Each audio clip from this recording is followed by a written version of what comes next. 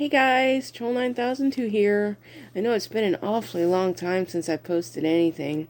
I got a bit discouraged by a lot of things in life and things I see going on YouTube. I had no idea how much drama goes on behind the scenes. So much so I'm still learning.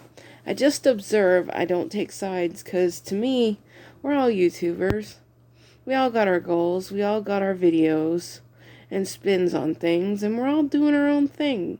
So just chill out and relax, because this is a story that came straight from my heart, literally. I was so inspired by the Cirque Italiana show I saw Thursday with friends, and the ring I bought last week. Y'all don't understand.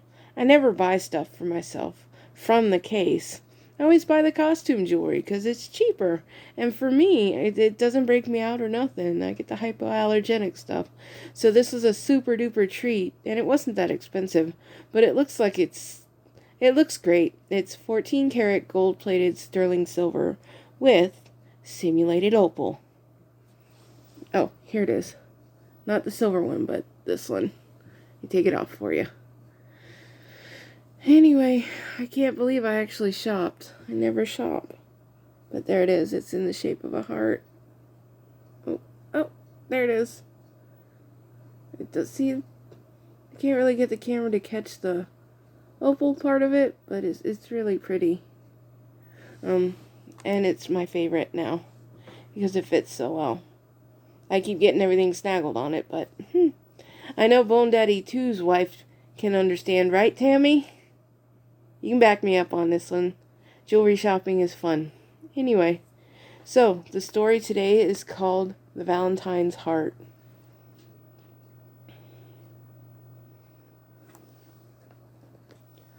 It all started long time ago with a ring that had been passed down from many generations of the Beleza women. Specifically, it would be passed down from daughter to mother, from mother to daughter, and so on. It was said that anybody that would wear the ring for any occasion would have bad luck, because the ring was cursed. So one day, when it came time for the ring to be passed down to me, I asked my mom what the story was behind it, and what was with the bad luck part of it, and was it true? And she seemed puzzled, like, how did you find out about the bad luck part of it? Well, I knew something was up when my sister didn't want it. It was only when I had stayed the weekend with my grandmother that she told the good long story behind the ring, and why it was cursed or brought bad luck, and why we keep it in the family. Curious, my mom asked me to tell her what I knew, and she would fill in the blanks. So I started. Well, Granny said that a long time ago, when pirates roamed free, chivalry was much alive, and there was true love and lust running rampant around the oceans and land. The ring was a long time in the making, as the parts to it were found in separate locations and made specifically for a very special man who was not royalty, was not noble. He wasn't anything, just a farm dude doing his thing. And what inspired him to make the ring was a beautiful woman, a piece of land, and a plowing incident the farmer boy had had. The farmer boy had always done everything by himself, so when his father hired a woman to help with the housework, the son was eager to help. Just barely over 20, the boy had never encountered a woman so beautiful, with amazing red hair, soft pale skin, and a smile that would just light up the room. And the food in the house just always seemed to have the light to it while she was there.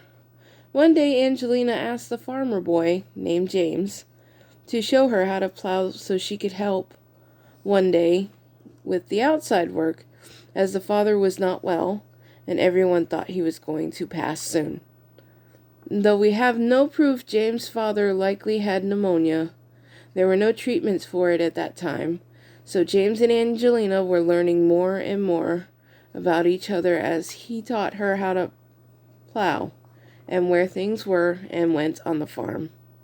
Then one day, while he was teaching her how to plow, the mule had seen a snake and went crazy and took off, dragging James and Angelina with it on the plow. And they held on for as long as they could, but had to let go. It seemed like the donkey was never going to stop running. Where they slid off of the plow was unclear, but they both landed in a mud pit next to a river they never knew existed. But they really never wandered that far from the farm either. Angelina had horrible sense of direction, but James knew exactly where he was going. You see, before he came home to his father's farm, he was a pirate on the open water, plundering and pillaging when he wanted to and swabbing the decks when he was told to. But James just wanted to be a landlubber for a while, like his dad, and he knew deep down his dad was getting older and might not survive another winter. And he needed help. As James struggled to swim to the edge of the mud pit, he pushed down on what he thought was land, but it was actually a rock.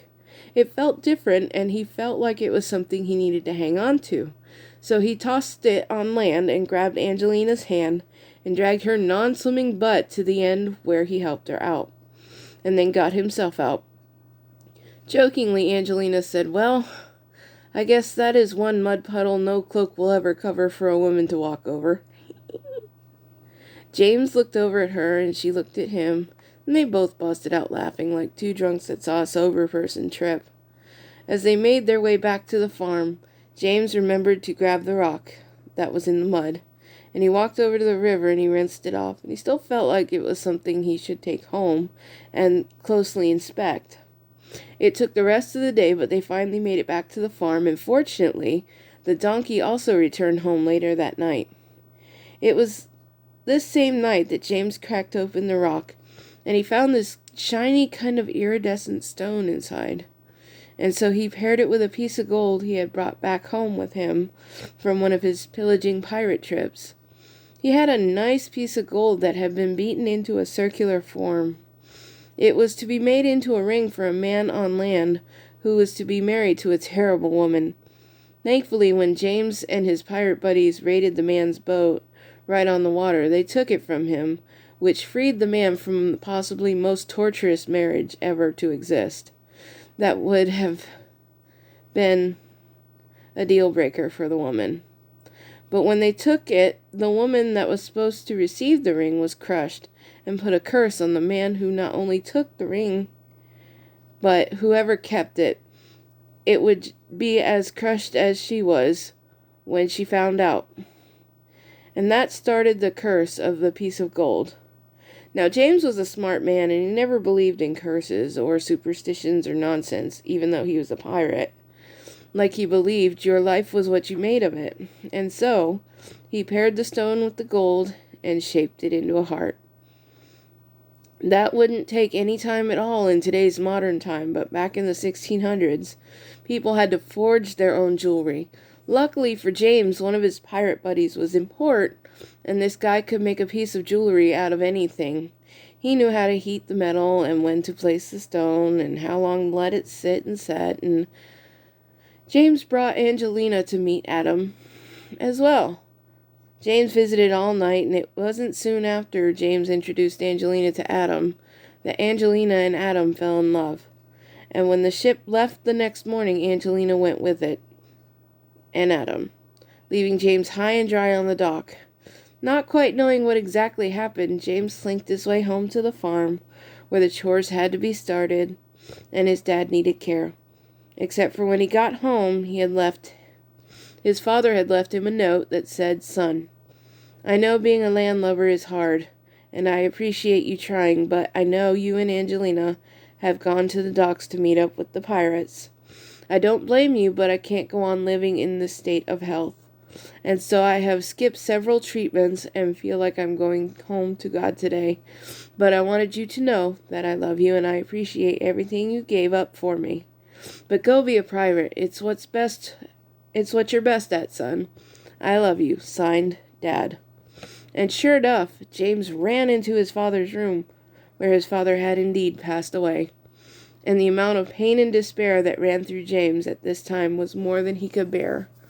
And so, as a landlubber, James knew it was either dry land or the pirate life. And now he was 27. He still had the pirate life in him, but he had the wiseness to know that if he went back to the pirate life, His father's land and house would be taken over by squatters and greedy townfolk just looking for a free place to stay. And he wasn't going to have that. So James took the ring and put it in a glass bottle. And not knowing where the river he had found with Angelina flowed to, James chucked the bottle into the river and watched it flow downstream. Then he went back to work, and he spent the rest of his life in despair that he wasn't there when his dad had passed, and his dad passing thinking that he had just been abandoned and forgotten about.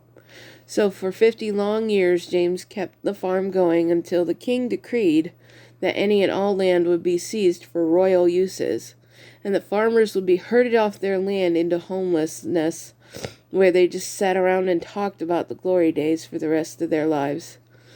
Finally reaching land 5 years later, the bottle washed up on shore of an island that hadn't been discovered yet, and while it landed on shore, the waves continuously crashed over it, burying it in sand for a long time, at least 500 years.